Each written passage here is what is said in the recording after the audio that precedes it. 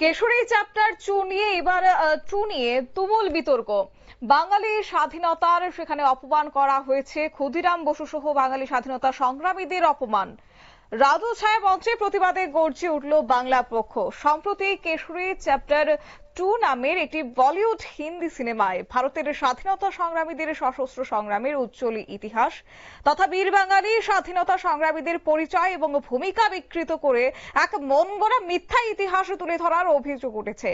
সিনেমাটিতে দেখানো হয়েছে যে ক্ষুদিরাম সিং এবং বারিন্দ্র কুমার নামক দুই বিপ্লবী ব্রিটিশ পুলিশ কর্তা কিংসফোর্ডকে বোমা মেরে হত্যার চেষ্টা করে এবং তাদের বোমা তৈরির প্রশিক্ষণ দেয় কৃপান সিং, যার সাথে বাস্তবের কোনো মিল নেই। প্রকৃতপক্ষে বাঙালির স্বাধীনতা কিংবা ভারতের স্বাধীনতা আন্দোলনে বাঙালি বিপ্লবীদের সশস্ত্র সংগ্রামের ইতিহাসের এক যুগান্তকারী ঘটনা কিংসফোর্ড হত্যার প্রচেষ্টা ও পরবর্তীতে মানিকতলা বোমা মামলার ঘটনার কথা সম্পূর্ণ বিকৃতভাবে এই সিনেমাটিতে দেখানো হয়েছে।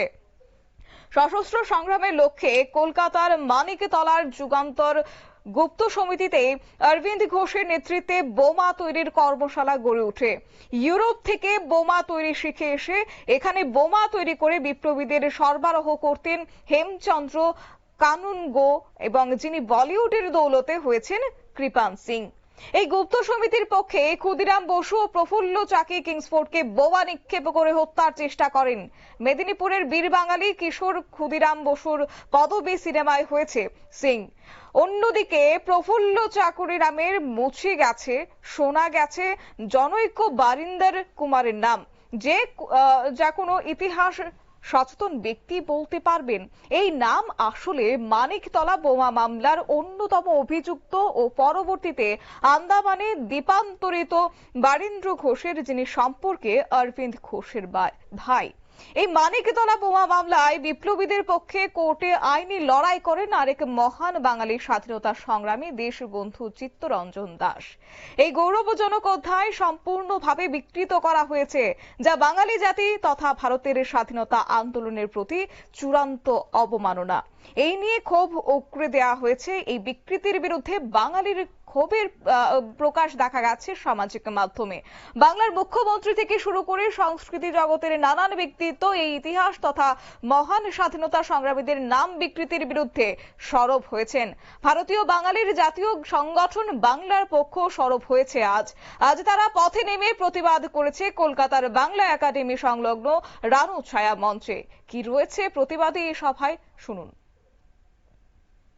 তৈরি করে এই অক্ষয় কুমারের মতন লোকজন, যারা আমরা খুব ভালো করে জানি কাদের স্বার্থে তৈরি করে, কাদের পুঁজিতে তৈরি করে, কাদের জন্য এবং কিসের জন্য তৈরি করে। তারা এবার কি করেছে? এবার করেছে বাঙালি বিপ্লবীদের পদবীগুলোকে পাল্টে দিয়েছে। ওরে পাগল, কাকের পেছনে উচ্চ লাগালে কাক ময়ূর হয় না। তোদের বই খুঁজে একটা সিং বিপ্লবী খুঁজে পেতে, কুমার বিপ্লবী খুঁজে পেতে আতস কাজ লাগবে। ক্ষুদিরাম সিং করে দিয়ে তোদের বিপ্লবী ইতিহাস তৈরি করতে পারবি না। ওটা বাংলার, চিরকালীন বাংলার। এই বাঙালির রক্তে এই ভারত স্বাধীন হয়েছে। সেই স্বাধীনতার তোরা উপভোগ করিস, তোরা ভোগ করিস।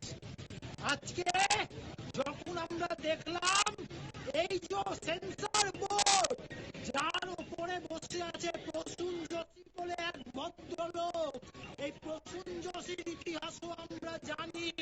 তিনি কি করলেন, তার টিম কি করলো, ক্ষুদিরাম সিং বলে তৈরি হওয়া সিনেমাটাকে কারেকশন না করেই ছেড়ে দিল।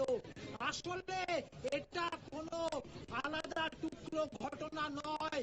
ওই যোশীও জানে, এই কুমারও জানে, আর ওই ডিরেক্টর, এই টিম জানে ক্ষুদিরাম বসুই আজও ছিল, আগামী কালও থাকবে।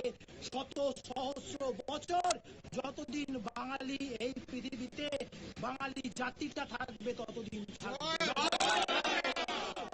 যেটা চেষ্টা হলো, সেটা একটা চক্রান্তের। অর্থাৎ মহান বিপ্লবীদের রক্তে ভারত স্বাধীন হয়েছে, আর সেই বাঙালির মধ্যে অন্যতম ছিল ক্ষুদিরাম বসু, কিন্তু সেই ক্ষুদিরাম বসুর পদবিতে বসানো হয়েছে ক্ষুদিরাম সিং।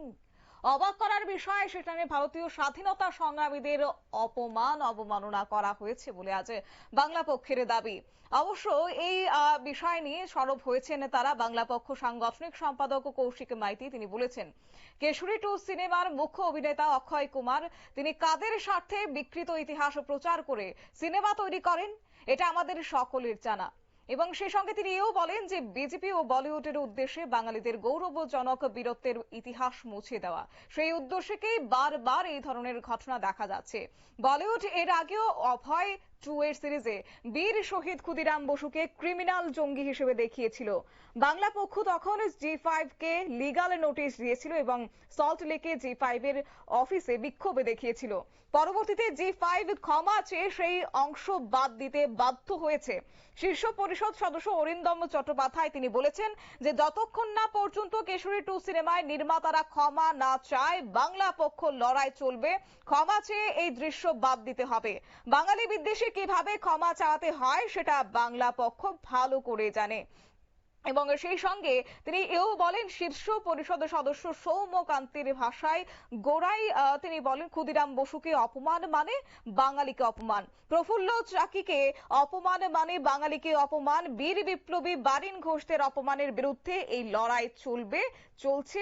অক্ষয় কুমারকে ক্ষমা চাইতেই হবে। নিয়ে নিচ্ছি ছোট্ট একটি বিজ্ঞাপন বিরতির সঙ্গে থাকুন।